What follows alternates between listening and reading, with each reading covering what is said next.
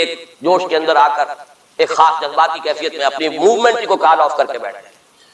10 لاکھ آدمی، غالباً 10 لاکھ کی فگر تھی، 10 لاکھ یا 1 لاکھ جتنے بھی تھے، میں فگر کے بارے میں نہیں کہہ سکتا، دلی میں جمع نہیں ہوں گے تو میں پارٹی کو ڈسبینڈ کر دوں. وہ چند افراد کی کمی رہ گئی تھی اس فگر سے، تو اسی غصے میں آ کر پارٹی ڈسبینڈ ختم.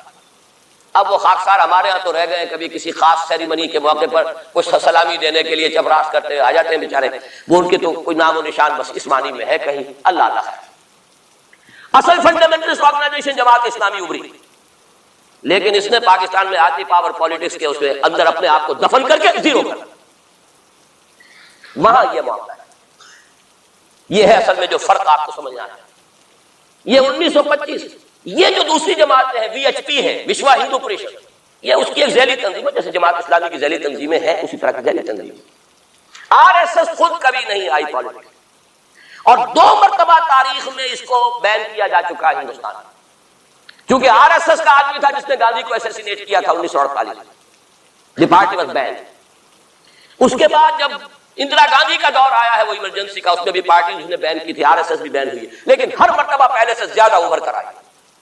اور آج یہ سب کے سب وی ایچ پی والے، بی جے پی والے، یہ سب در حقیقت آر ایس ایس کے آدمی، اور یہ ان کا ڈکلیئرڈ ایم اب بن چکا ہے. اور حالات جو ہیں ہم اس سزا کے بالکل مستحق ہو چکے. اسیا سے کبھی ہم نے کنارہ نہ کیا، لیکن تیری رحمت نے گوارا نہ کیا. یہ تو ہو سکتا ہے اب بھی ہم اسی اللہ کی رحمت پر تو ادھار کھا سکتے ہیں، لیکن واقعہ یہ ہے کہ ہم اس سزا کے بالکل مجرم ہو چکے ہیں اور مستحق بن چکے ہیں. اور نظر یہ آ رہا ہے کہ اب حالات ہمارے لیے زیادہ سے زیادہ پیچیدہ سے پیچیدہ، مشکل سے مشکل، اور زیادہ سے زیادہ جو ہے گمبھیر ہوتے چلے جا رہے ہیں. بھارت میں ہندو فنڈامنٹلزم بڑی تیزی کے ساتھ ایک طوفانی شکل کے اندر آیا ہے، اور بھارت میں تو مسلمان تنظیم کوئی ہے ہی نہیں. آپ کے شاید علم میں آیا 2 جماعتیں بین کر دی، جماعت اسلامی بین. ارے جماعت اسلامی بھارت کی جو اصل جماعت ہے وہ تو ایک علمی کام کرنے والی، دعوتی کام کرنے والی، قرآن مجید کے تراجم شائع کی سیاست میں تو ہے ہی نہیں ہوا. لیکن یہ کہ اس کا اور سوال ہی پیدا نہیں ہوتا ٹیررزم کا یا کسی درجے میں بھی کوئی اس طرح کی ایکٹیویٹی جماعت اسلامی. لیکن وہ ہے نا کہ وہ ترازو کا ایک پلڑا اگر ادھر 3 کو بین کیا تو ادھر بھی 2 تو ہو کم سے کم، وہ جماعت اسلامی بین ہے. ہاں کشمیر میں جماعت اسلامی کا ایک رول ہے، لیکن کشمیر کی جماعت اسلامی علیحدہ جماعت اسلامی، وہ ہندوستان کی جماعت اسلامی سے اس کا تعلق نہیں. جیسے پاکستان کی جماعت اسلامی، مشرقی پاکستان یا بنگلہ دیش کی جماعت اسلامی، ہندوستان کی جماعت اسلامی اور کشمیر کی جماعت، یہ 4 علیحدہ ہے بالکل، ان کا آپس میں تنظیمی رابطہ کوئی نہیں. کشمیر کی جماعت اسلامی یقیناً ہے، اور یہ سمجھتا ہوں میں، اور یہ صحیح بات ہے، بعض تبصرہ نگاروں نے لکھی بھی ہے کہ اصل میں اس وار سے انہوں نے کشمیر کے مسئلے میں جب یہ بین کیا ہے وہاں کی 3 ہندو جماعتوں کو، تو اس کے ساتھ 2 مسلمانوں کو ایک لپیٹ میں لے کر پارٹیز کو، تو کشمیر میں جو جماعت اسلامی چونکہ ابھی تک وہ بینڈ نہیں تھی، اور جماعت اسلامی کا آرگنائزیشنل جو ہے بیکنگ مل رہی تھی حزب المجاہدین کو، جو وہاں پر جو بھی اس وقت جو جد و جہد کر رہی ہے، لہذا اس کو کمزور کرنے کے لیے کیا ہے. لیکن یہ کہ ہندوستان میں کوئی مسلمانوں کی لیڈرشپ ہے ہی نہیں.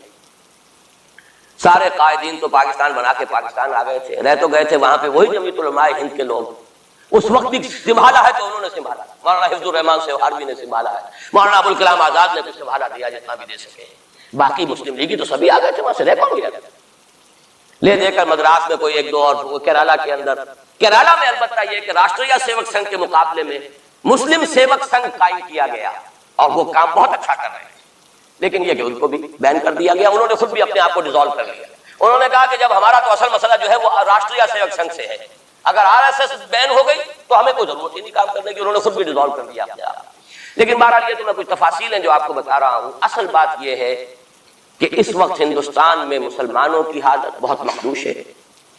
ایک طرف وہاں یہود کے زیر اثر مسلمانان عرب پر تباہی کا دور، کسی بھی وقت کھڑا ہو سکتا ہے کوئی شخص مسیح بن کر، اور خبریں آ رہی ہیں مسیحی حلقوں کے اندر اور وہ یہودیوں کے اندر بھی کہ وہ تو در حقیقت کہیں پیدا بھی ہو چکا ہے اور کہیں پل رہا ہے، بڑھ رہا ہے، یہ ہے وہ ہے. اور جو گرانڈ ماسٹر ہے اس کا فری میسن کا، اس کا نام بھی کوئی صاحب مجھے کل بتا رہے تھے کہ اس کے گھر میں وہ شخص موجود ہے وغیرہ وغیرہ، واللہ عالم. لیکن یہ کہ جو کچھ میری جو بھی بات ہے وہ ہے قرآن اور حدیث کی. قرآن کا فلسفہ ہے کہ جس قوم کی طرف رسول بھیجا گیا اس نے اگر انکار کیا اس کو ختم کیا جاتا ہے. اس میں ایکسیپشن اب تک ہوئی ہے صرف یہود کی. رسولاً الی بنی اسرائیل کی حیثیت سے حضرت مسیح بھیجے گئے، انہوں نے رد کیا. یہ بھی کنڈیمڈ نیشن ہے، لیکن اس کو اللہ نے باقی رکھا ہوا ہے. اس کا کوڑا مسلمان پر مارا، بدترین عذاب مسلمان پر لانا. اس لیے کہ افضل امت بھی یہی تو ہے نا، سب سے بڑھ کر افضل، سارے نبیوں سے افضل ہمارا نبی صلی اللہ علیہ وسلم، اور ساری امتوں سے افضل ہم مسلمان امت، تو سب سے بڑی سزا کے مستحق بھی تو پھر ہم ہی ہوں گے۔ یہ مولانا اسلائی صاحب کا جملہ میں نے پہلے بھی کبھی سنایا ہے کہ وہ کہا کرتے ہیں ان کے خاص علاقے میں اعظم گڑھ میں کہ جب کسی کو سزا دینی ہوتی تھی تو چمار کے ہاتھوں جوتا لگواتے تھے، تاکہ وہ اگر راجپوت کو راجپوت ہی جوتا مارے گا تو اس میں اتنا اس کو درد نہیں ہوگا جتنا کسی راجپوت کو چمار جو ہے اس کے ہاتھ سے جوتا لگوایا۔ تو یہ یہودیوں کے ہاتھوں مسلمانوں کو پٹوانا در حقیقت یہ عذاب در عذاب، ایک کنڈیمڈ نیشن، ملعون قوم، ضربت علیہم الذلۃ والمسکنۃ وباؤوا بغضب من اللہ، وہ قوم ہے جس کے ہاتھوں مسلمانوں پر ادھر بھی آ رہا ہے اور یہاں بھی سامنے آ چکا ہے۔ لیکن ابھی وقت ہے اور اس کے لیے میں لایا ہوں آپ کے لیے تحفے کے طور پر سورہ یونس کی ایک آیت۔ وہاں فرمایا گیا ہے فلولا كانت قرية آمنت فنفعها إيمانها إلا قوم يونس لما آمنوا كشفنا عنهم عذاب الخزي في الحياة الدنيا ومتعناهم إلى حين۔ رسولوں کی تاریخ میں ایک استثناء ہے، میں چند منٹ اضافی لے رہا ہوں، آپ لوگ بھی حاضر ہیں بھی اور میرا خیال ہے کہ دلچسپی آپ کی کم نہیں ہو رہی ہے، آیا بھی 4 مہینے بعد ہوں اس لیے وقت کا بھی زیادہ حق ہے میرا۔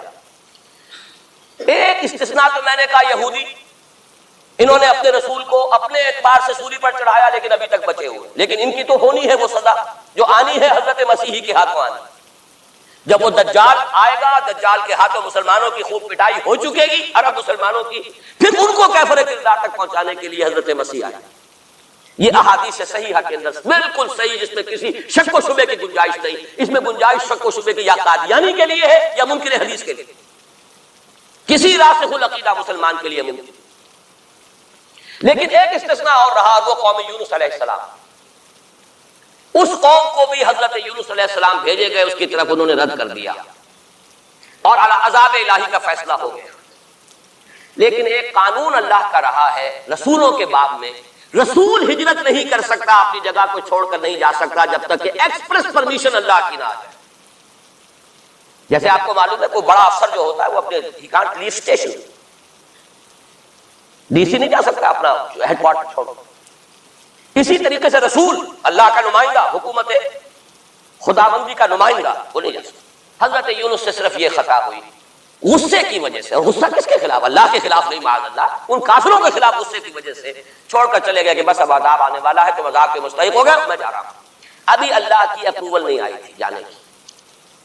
یہ ڈیبٹ ہے حضرت مسیح کے حضرت یونس پر کہ جو کریڈٹ ہو گیا قوم کے لیے۔ واحد قوم ہے کہ جب عذاب کے آثار شروع ہو گئے، قوم کو محسوس ہو گیا یہ یونس ٹھیک کہتے تھے، وہ نکل آئے اپنے گھروں سے اور چیخنے چلانے لگے اور دعائیں کی اور توبہ کی اور گڑ گڑائے اللہ ہمیں معاف فرما دے۔ تو چونکہ رسول سے یہ ایک خطا ہو چکی تھی، اس کا ڈیبٹ ان کو کریڈٹ کی شکل میں ملا ہے، عذاب واپس ہو گیا۔ متعناہم الی حین، انہیں ہم نے ایک اور مہلت دے دی، ایک وقت معین۔ اس کا ابھی ہمارے پاس موقع ہے، میں جو کچھ عرض کر رہا ہوں وہ عذاب الہی اب سامنے ہے، اب بھی جسے نظر نہ آ رہا اس سے بڑھ کر اندھا کوئی نہیں۔ بھارت کے حالات دیکھنے کے باوجود اگر نظر نہیں آ رہا، کتنا بڑا انہوں نے قدم اٹھایا ہے، اور مسلمان کیا کر سکتا ہے؟ کوئی ریزنٹمنٹ کی ہزاروں سینکڑوں پولیس والوں نے بھولے، وہاں کوئی اس وقت رائٹس نہیں ہوئے، اور صاف کہا ہے ریڈیوز نے بھی، بی بی سی نے بھی، پولیس کی فائرنگ سے مارے ایک دن میں 300 آدمی بامبے کے اندر جو ہلاک ہوا ہے پولیس فائرنگ سے۔ کیسے مقابلہ کر لے؟ فوج کا کیسے کر لے؟ پولیس کا کیسے کر لے؟ اس اعتبار سے جو کچھ وہاں بیت رہی ہے وہ تو بیت رہی ہے، جو ہم پہ گزری سو گزری مگر شب ہجراں۔ اب یہ معاملہ پاکستان والوں کے سوچنے کا ہے جو ہم پر گزرے گی۔ کچھ لوگ ہمارے ہاں بڑے دانشور بنے پھرتے ہیں اور بڑے شوق سے ارے ہندوستان ٹوٹ جائے گا، وہ تو ٹوٹے گا، لیکن اس کے ٹوٹنے سے پہلے تم پر جو آفت ٹوٹے گی اس کا تمہیں تصور نہیں۔ تم سمجھتے ہو کہ یہ جو لکیر کھینچی ہوئی سرحد کی یہ بچا لے گی، جبکہ اصل مجرم تم ہو، میں ہوں، آپ ہیں، جنہوں نے ان کی کوس پر یہاں عیش کے اپنے ایوان سجائے، ان کا خون پی رہے ہیں یہاں پر عیش گاہوں کے اندر، ہم ہیں اصل مجرم۔ تو ہم در حقیقت وہ عذاب الہی جو ہے بالکل سر پر آتا ہے، اور یہ میں بتا چکا ہوں کہ اول نمبر مجرم مسلمانان عرب، نمبر 2 مسلمانان عرب۔ لیکن قوم یونس کی طرح سے ایک امکان ہے کہ ہم ابھی توبہ کریں، روئیں، گڑ گڑائیں، فیصلے کریں، زندگیوں کو بدلیں۔ انفرادی توبہ، جب تک نہ ہوگی تو اجتماعی کیسے ہو جائے؟ افراد کے ہاتھوں میں ہے اقوام کی تقدیر، ہر فرد ہے ملت کے مقدر کا ستارہ. ہماری بیماری کیا ہے؟ وہ کر دے